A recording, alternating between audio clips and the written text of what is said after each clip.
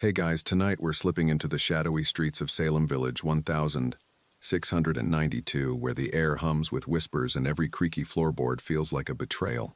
Picture yourself in a scratchy wool cloak, the kind that itches like a bad decision, trudging through a muddy lane as lanterns flicker in the distance. The wind carries snippets of gossip: someone's cow stopped giving milk, and oh no, it's probably witchcraft. You're just trying to get home without tripping over a Puritan's runaway pig, but deep down you know you'd fumble this whole colonial vibe. Spoiler, you'd accidentally set your own bonnet on fire while lighting a candle. So before you get comfortable, take a moment to like the video and subscribe, but only if you genuinely enjoy what I do here. Drop a comment with your city and the time where you are.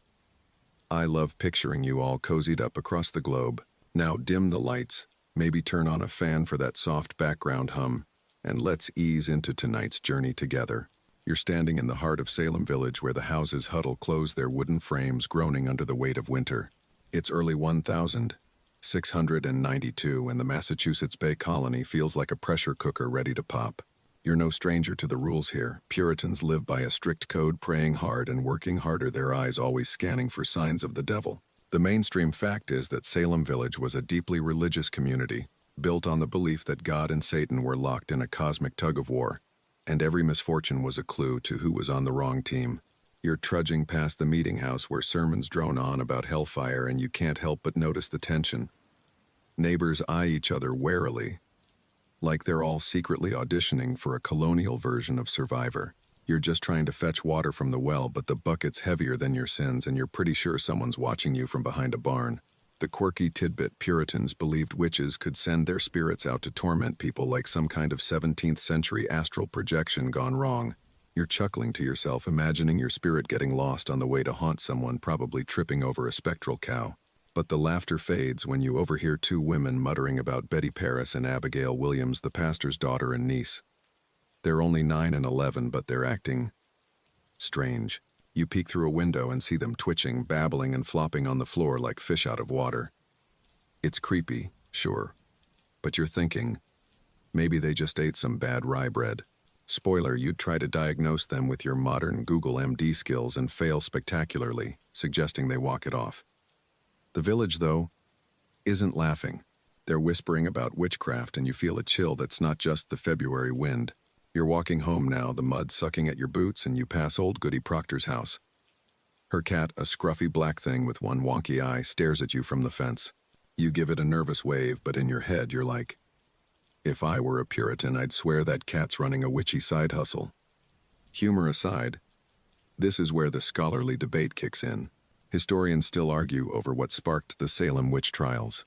Was it mass hysteria fueled by fear and religious zeal, or something more tangible like ergot poisoning from moldy rye causing hallucinations?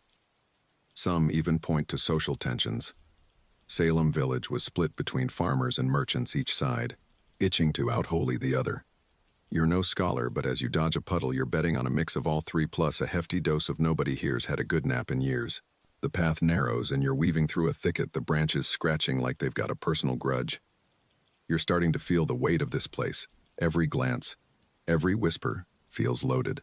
You're not a witch, obviously, but you're already paranoid about your terrible knitting skills being mistaken for a hex. You pause by a frozen stream, catching your breath, and notice a group of men huddled nearby, their voices low. They're talking about Tituba, the enslaved woman in the Paris household. She's from the Caribbean, and you can hear the suspicion in their tone, like her stories of far-off lands are proof she's brewing trouble. You want to roll your eyes. Come on, guys, she's just homesick, but you keep quiet.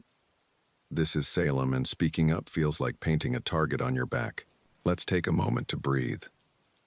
Slow and easy. The stars are peeking through the clouds, and you're safe for now, just a weary traveler in a world that's wound too tight. You're thinking about those girls again, Betty and Abigail, and how their fits are like a match tossed into dry grass. You're no detective, but you're piecing it together. Fear, boredom, and a community obsessed with purity make a dangerous mix. You're tempted to sneak back to the village and eavesdrop some more, but your feet are freezing and your cloak's doing a terrible job. You're imagining yourself trying to blend in at a Puritan potluck, offering a modern casserole and getting side-eyed for bewitching the potatoes.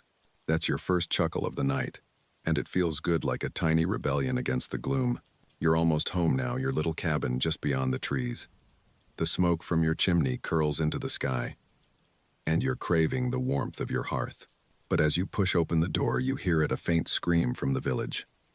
Your heart skips, and you're torn between bolting the door and running to see what's happening. You're no hero, let's be real. You'd probably hide under your quilt whispering, "Not my circus, not my witches." But curiosity wins, and you grab your lantern, its flame wobbling like your courage. You're stepping back into the night, the air sharp against your face, and you're wondering how this all started. Those girls that cat the whispers, they're threads in a tapestry you're only starting to see. The village is alive with shadows, and you're creeping toward the Paris house where a crowd's gathering. You're keeping low like you're in some colonial spy movie, but you're pretty sure you'd trip over your own cloak if anyone chased you. There's a third laugh for you, picturing yourself as Salem's worst ninja flailing into a haystack. The crowd's buzzing, and you catch fragments of their words. Witchcraft, affliction, the devil's work.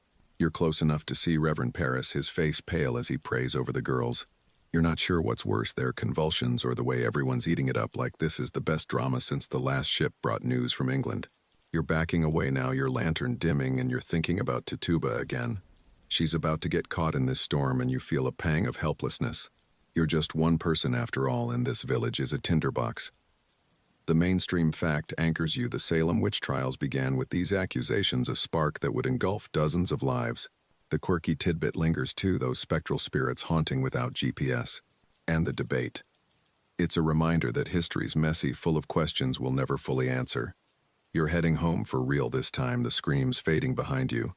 The night's heavy, but you're safe. For now, let's pause. Take a deep breath, and imagine that fire waiting for you crackling softly as you slip into the next part of our tale. You're back in Salem Village the morning after that chaotic night, and the air feels thicker, like the whole town's holding its breath. Your boots crunch on frost as you head toward the meeting house where the crowd's already buzzing like a hive of anxious bees. You're still shaking off the image of Betty and Abigail's fits, their screams echoing in your head like a bad colonial earworm. You're no Puritan, but you're starting to get why everyone's so jumpy. Fear's contagious, and you're catching it. Your cloak's still itchy, and you're pretty sure you left your lantern in a bush last night during your not-so-stealthy spy mission. Let's be real, you'd make a terrible 1692 detective, probably accusing a squirrel of witchcraft for stealing your bread. The meeting house looms ahead, its steeple stabbing the gray sky. You're slipping in late, squeezing onto a hard pew that feels like it was carved to punish sinners. The mainstream fact here is that the Salem witch trials escalated through formal accusations, starting with Tituba, Sarah Good, and Sarah Osborne in late February 1692. The room's packed with villagers, their faces a mix of fear and righteous fury, and you're trying to blend in, but your nervous fidgeting's earning you glares. You're thinking, if I sneeze right now, they'll probably burn me at the stake. That's your first chuckle of the section, imagining yourself sneezing mid-sermon, and the whole room pointing like you just summoned a demon. The quirky tidbit, accused witches were sometimes tested by touching. If their touch stopped an accuser's fits, it was proof of their guilt, like some bizarre reverse psychology.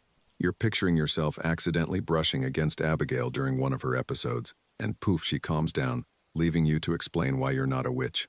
You'd stammer something about just having good vibes, and they'd definitely not buy it. You're stifling a laugh, but the mood in the meeting house is anything but funny. Reverend Paris is up front, his voice booming about Satan's grip on the village, and you're starting to feel like you're in a horror movie with no jump scares, just endless dread. You're scanning the room, spotting Tituba near the front, her head bowed. She's been hauled in for questioning, and you can feel the weight of every stare on her. You're tempted to whisper, "Run, girl, this place is a mess," but you're keeping your mouth shut. The accusations are flying now. Tituba's been named along with Sarah Good, a beggar who's never caught a break, and Sarah Osborne, who's got a reputation for skipping church. You're no lawyer, but you're thinking this whole setup's unfair, like a kangaroo court run by people who hate kangaroos. The scholarly debate here is about why these women were targeted first. Were they just easy scapegoats, outsiders, poor or defiant? Or was it deeper tied to land disputes and old grudges? You're leaning toward all of the above, plus a side of everyone's stressed and needs a hobby. You're shifting on the pew, your legs numb when the questioning starts. Tituba's brought forward and you're holding your breath. She's calm at first, denying any witchcraft, but the magistrates Hathorne and Corwin are relentless, their questions sharp as pitchforks. You're watching her face, wishing you could slip her a note that says, "You're doing great, but maybe don't mention flying broomsticks." The crowd's eating it up, gasping at every word. And you're starting to feel claustrophobic. You're imagining yourself in Tituba's place, trying to defend your modern habits like know your honor. My coffee addiction isn't a pact with Satan. That's your second laugh, and it helps ease the tension, but only for a moment. Tituba's story shifts, and you're leaning forward, eyes wide. She starts confessing not just to witchcraft, but to wild tales of red cats, yellow birds, and a mysterious tall man who sounds like he wandered out of a colonial fever dream. You're not sure if she's playing along to save herself or if the pressure's broken her, but the room's electric now. You're thinking, girl, you're giving them way too much material. Her confession's like tossing gunpowder on a bonfire, and you can see the magistrate's eyes gleam. They've got their witch. You're itching to sneak out, but the crowd's too thick and you're stuck listening to every fantastical detail. The stars outside are hidden by clouds, and you're craving the quiet of your cabin, but you're trapped in this circus. Let's pause. Take a slow breath. Picture that fan humming softly in your room, the world fading to a gentle hum. You're safe far from the meeting house's chaos, but you're still piecing it together. Tituba's confession isn't just her story, it's the spark that's about to set Salem ablaze. It feels like a lifetime ago, but it's the same thread weaving through this mess. You're starting to see how fear twists truth, how one story can spiral into 100 accusations. You're no hero, and you're definitely not cut out for colonial courtroom drama. You'd probably trip over your own testimony, muttering something about Wi-Fi and confusing everyone. You're finally slipping out of the meeting house, the cold air hitting your face like a slap. The village is quieter now, but the tension's still there, simmering under every roof. You're passing the tavern where a few men are muttering about more witches hiding in plain sight. You're keeping your head down, but you can't help overhearing their theories. Someone's cow died, someone's butter won't churn, and apparently your neighbor Goody Putnam's lumpy bread is now evidence of sorcery. You're chuckling again, imagining yourself at a Puritan bake-off presenting a soggy loaf and getting accused of hexing the yeast. That's your third laugh, and it's a reminder that humor's your shield against this madness. You're almost home, the path familiar now, but you're moving slower, your mind racing. You're thinking about Sarah Good, who's got a sharp tongue and no patience for fools. You've seen her begging by the mill, her eyes defiant even when people turn away. You're wondering how she'll fare in court, and your heart sinks. She's not one for playing nice. Sarah Osborne's no better off. Her neighbors whisper about her scandalous past, and you're rolling your eyes. Scandalous, she just wanted to live her life. You're feeling the weight of their stories, these women caught in a net they didn't weave. You're tempted to march back and tell the magistrates they're wrong, but you know it'd be like arguing with a brick wall. Or worse, a brick wall with a gavel.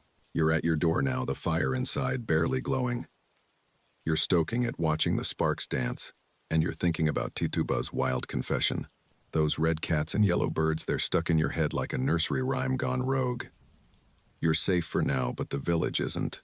The mainstream fact grounds you. Those first accusations were the kindling for a fire that had burned through dozens of lives. The quirky tidbit, those touching tests, makes you shake your head at the absurdity and the debate. It's a reminder that history's layered full of motives we can only guess at. You're settling by the fire, your cloak finally off, and you're ready to drift into the next chapter of this tale. The night's deep, but you're holding on, curious about where this madness leads. You just hexed her porridge. You mutter an apology, but she's already whispering to her neighbor, and you're thinking, great, now I'm on the witch list for bad manners. You're keeping your head down, but the meeting house is a cauldron of chaos, and you're right in the middle. The magistrates Hathorne and Corwin are back, their faces grim as they question Rebecca Nurse, a 71-year-old grandmother who's about as witchy as a warm biscuit. You're watching her stand tall, her voice steady, denying every charge, and you're rooting for her, but the girls are putting on a show, writhing, screaming, claiming Rebecca's specter is pinching them. You're thinking, come on ladies, save the theatrics for the Harvest Festival. The crowd's eating it up, and you're starting to feel like you're in a reality show called Who's the Witchiest? You're tempted to whisper to the person next to you, bet you 10 shillings this is all fake, but you're not that brave. Or that rich.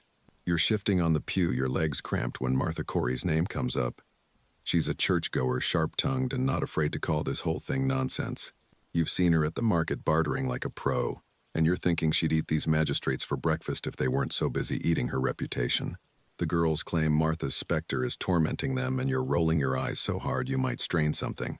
You're imagining yourself trying to defend Martha, standing up and saying, "Your honors, her only crime is making better pies than you." That's your second chuckle, and it's a fleeting escape from the suffocating tension. You're no lawyer, but you're starting to see the pattern. Anyone who speaks out, anyone who's different, is fair game. Let's pause for a breath. Slow and steady. like the wind rustling the trees outside your window. Picture that fan, humming softly, the world fading to a gentle blur. You're safe far from the meeting house's clamor, but you're still caught in Salem's web.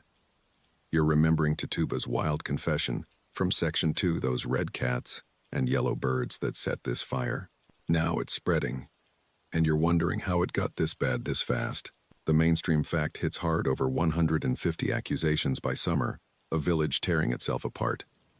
The quirky swimming test makes you shake your head. Puritans really thought drowning was a personality test. And the debate about the girls. It's a reminder that truth's slippery, especially when fear's calling the shots. You're slipping out of the meeting house now, the accusations still ringing in your ears. The village is a maze of suspicion, and you're ducking past the tavern where a few men are muttering about spectral evidence. You're thinking, spectral evidence? Sounds like ghost gossip, and I'm not here for it. You're hurrying toward a barn on the edge of town, a place you've heard is safe for hiding. The hay smells sweet, and you're crouching behind a stack, your heart pounding. You're no fugitive, but you're starting to feel like one just for existing. You're imagining yourself trying to explain your modern life to a Puritan. No, my phone's not a devil box. It's for cat videos. That's your third laugh. And it's a lifeline pulling you back from the edge of panic. You're catching your breath, the barn's quiet except for a mouse skittering somewhere. You're thinking about Rebecca Nurse, her calm defiance, and Martha Corey, her sharp wit. They're not witches, and you know it, but the village is blind drunk on its own fear. You're remembering that cat from Section 1, Goody Proctor's scruffy, one-eyed menace, and you're half convinced it's the mastermind behind this mess. You're chuckling softly, but the sound fades as you hear footsteps outside. You're freezing, barely breathing as a shadow passes the barn door. It's just a farmer, thank goodness, but you're rattled.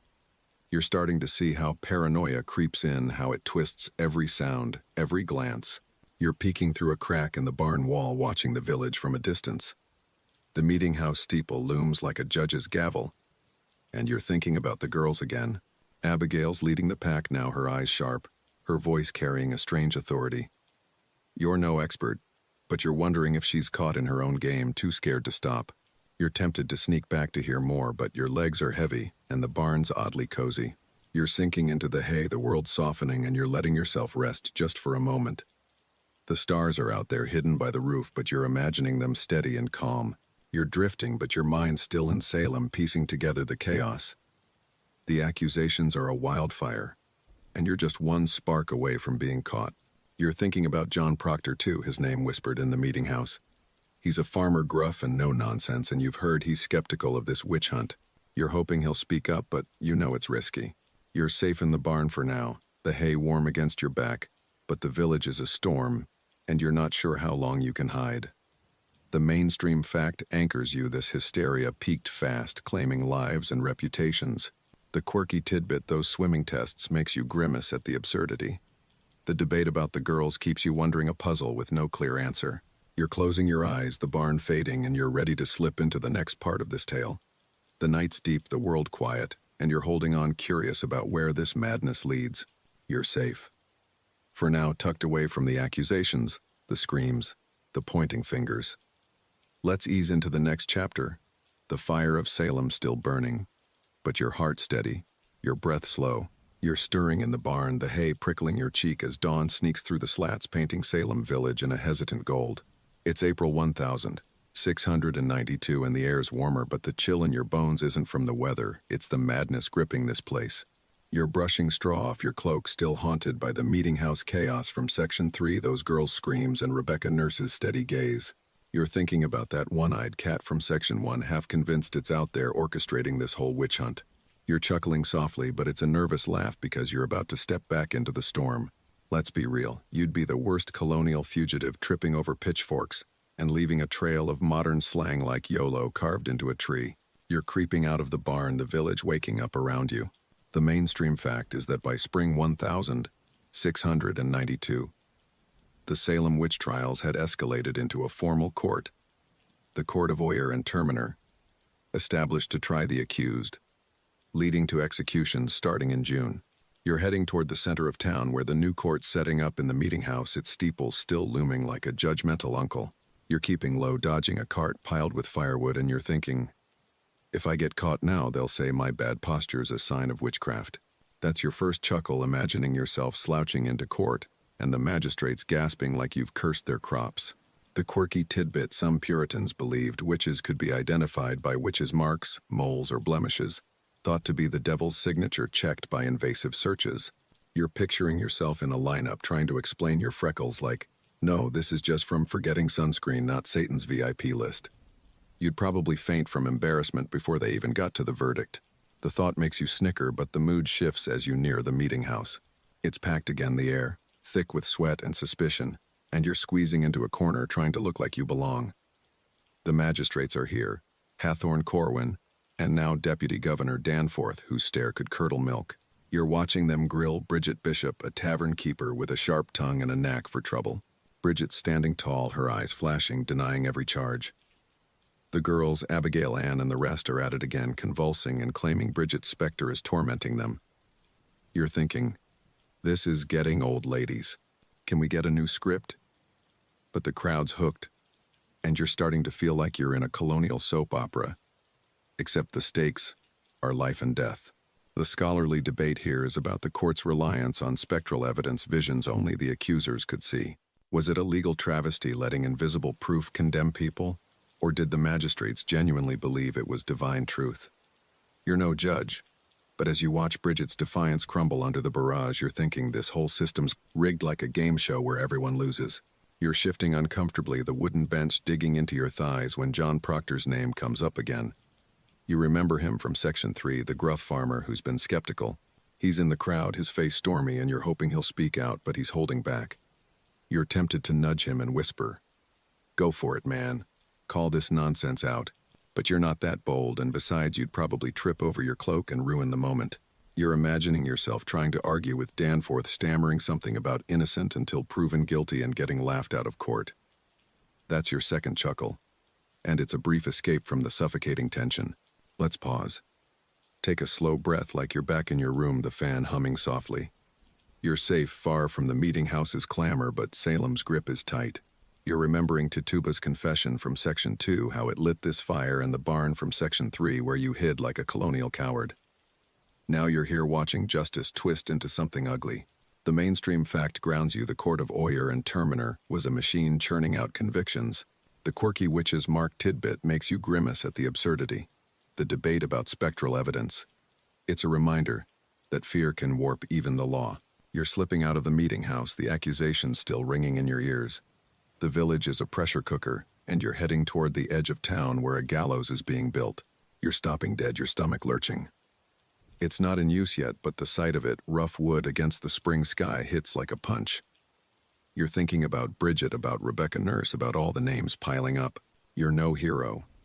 And you're definitely not cut out for this. You'd probably try to dismantle the gallows with a butter knife and get arrested for bewitching the nails. That's your third chuckle, and it's a shaky one because the reality's sinking and people are going to die. You're turning away, heading for the woods, the trees offering a sliver of calm. You're sitting by a stream, the water gurgling softly, and you're trying to make sense of it all. You're thinking about John Proctor again, his silence in the court. You've heard whispers he's been outspoken before, calling the girls liars, and you're hoping he'll find his voice. But you know it's dangerous. Speaking up here is like juggling torches in a hayloft. You're remembering that cat again, Goody Proctor's scruffy menace from Section 1, and you're half wishing it would saunter by just to break the tension. You're chuckling softly, imagining it strutting through the woods like it owns Salem. You're dipping your hands in the stream, the cold snapping you back. The village feels miles away, but you can still hear the echoes, shouts, prayers, accusations. You're thinking about the girls, Abigail especially, her eyes sharp as she points and screams. You're wondering if she's trapped, too caught in a lie she can't escape. You're no detective, but you're piecing it together: fear, power, and a village ready to implode. You're safe for now, the wood's quiet, but you're not sure how long it'll last. The stars are hidden by branches, but you're imagining them steady and calm, a reminder that this madness isn't forever. You're rising, your cloak damp, and you're ready to slip back into the village. The gallows are waiting, the court's grinding on, and you're curious despite the dread. The mainstream fact anchors you: the court's convictions led to executions, a grim turning point. The quirky tidbit, those witches' marks, makes you shake your head at the desperation. The debate about spectral evidence keeps you wondering, a knot with no easy unraveling. You're stepping back into the story, the fire of Salem still burning, but your heart steady, your breath slow. You're emerging from the woods, the late spring air of 1692 heavy, with the scent of pine and the distant tang of smoke, as Salem village hums with a grim rhythm. It's June, and the gallows you glimpsed in Section 4 are no longer just a threat, they're real, casting a shadow that chills your bones. You're still reeling from the court's relentless churn, Bridget Bishop's defiance, and John Proctor's stormy silence. That one-eyed cat from Section 1 feels like a lifetime ago, but you're half hoping it'll pop up, maybe with a tiny witch hat to lighten the mood. You're chuckling softly, but it's fleeting because this village is a tightrope, and you're barely balancing. Let's be honest, you'd be the worst colonial rebel, probably starting a revolution by accidentally spilling cider on a magistrate's wig. You're trudging toward the village center, the meeting house now, a full-blown courtroom where the court of oyer and terminer is in overdrive. The mainstream fact is that the Salem witch trials reached their deadliest phase in summer 1692, with 19 people hanged, and one Giles Corey, pressed to death by stones for refusing to plead. You're nearing the crowd gathered outside their murmurs like a swarm of bees, and you're thinking, if I bump into someone now, they'll say my elbow's cursed. That's your first chuckle, imagining yourself apologizing profusely while the crowd debates whether your clumsiness is a hex. The quirky tidbit, Giles Corey's pressing was a rare punishment meant to force a plea, but he stayed silent, reportedly saying only, "More weight." As the stones piled on, you're picturing yourself in his place, trying to be stoic, but probably yelping, "Okay, fine, I'll plead, just get these rocks off me." You'd cave faster than a colonial pie crust. The thought makes you smirk, but the mood shifts as you slip into the crowd, catching sight of the gallows on a hill. Bridget Bishop was hanged first, just weeks ago, and you're hearing whispers of more to come. Rebecca Nurse Sarah Good. Even John Proctor's name is floating again. You're clutching your cloak, the fabric rough, and you're feeling the weight of it all, like the air itself is pressing down. The scholarly debate here is about why the trials ended. Did reason finally prevail, with figures like Increase Mather questioning spectral evidence? Or was it exhaustion as the community buckled under the chaos and loss? You're no historian, but as you watch the crowd, some faces pale with doubt. You're betting on a mix, people waking up, plus a village too tired to keep burning itself down. You're edging closer to the meeting house where John Proctor's being questioned now. You've been rooting for him since Section 3, hoping he'd call out the madness, but he's in chains, accused alongside his wife Elizabeth. The girls, Abigail, Ann, and their crew are at it again, shrieking about specters, and you're thinking, this is like a broken record, but with stakes higher than your grandma's bingo night. You're squeezing into the back, the air thick with dust and desperation. John's voice cuts through, gruff and defiant, calling the girls liars, but the magistrates aren't budging. You're wanting to cheer, but you're keeping quiet, your heart pounding. You're imagining yourself trying to back him up, standing up and yelling, "He's right, this is all a colonial reality television scam." You'd probably trip over a pew and get hauled off for bewitching the furniture. That's your second chuckle, and it's a brief lifeline because John's words aren't enough. The court's a machine, and you're watching it grind him down. You're remembering Tituba's confession from Section 2, how it lit this fire, and the barn from Section 3 where you hid like a coward. Now, you're here powerless. As the noose tightens, let's pause. Take a deep breath, slow and easy, like the hum of that fan in your room. You're safe far from the gallows shadow, but Salem's grip is tight. The mainstream fact hits hard: 19 hanged, one crushed, countless lives shattered. The quirky tidbit about Giles Corey's more weight makes you marvel at his stubborn courage. The debate about the trial's end, it's a reminder that even madness has an expiration date. You're slipping out of the meeting house, the accusations fading to a dull roar. The village is quieter now, the frenzy starting to crack. You're heading toward your cabin, the path familiar, but you're moving slowly, your mind heavy with faces. Bridget, Rebecca, John. You're passing the tavern where a few men are muttering, their voices softer, less certain. You're catching snippets, doubts about the court, whispers that the girls might be lying. You're thinking, finally some sense, but too late for too many. You're imagining yourself trying to join the conversation, offering a modern pep talk like, "Guys, let's all just chill and invent therapy." You'd probably get blank stares and an accusation of bewitching the ale. That's your third chuckle, and it's a shaky one because the gallows are still there, and the scars won't fade easily. You're at your cabin now, the fire low but warm. You're sinking onto a stool, the crackle of the flames, a small comfort. You're thinking about that cat again, Goody Proctor's scruffy menace, and you're wishing it'd curl up by the hearth, a reminder of simpler days. You're reflecting on the trials, how they spiraled from whispers to executions, how fear turned neighbors into enemies. You're safe now, the village settling, but you're carrying the weight of what you've seen. The stars are out peeking through your window, and you're letting them ground you, their light, steady, timeless. You're nestled by the fire, the embers glowing soft, their warmth wrapping you like a blanket. The chaos of Salem, the screams, the gallows, the pointing fingers fades to a distant hum like a storm that's passed. You're safe now, far from the meeting house, the court, the fear that choked the village. The night's deep, the world quiet, and you're letting it cradle you. Your breath slow, your heart calm. Picture the stars outside, winking through the trees, each one a tiny promise that this madness is over.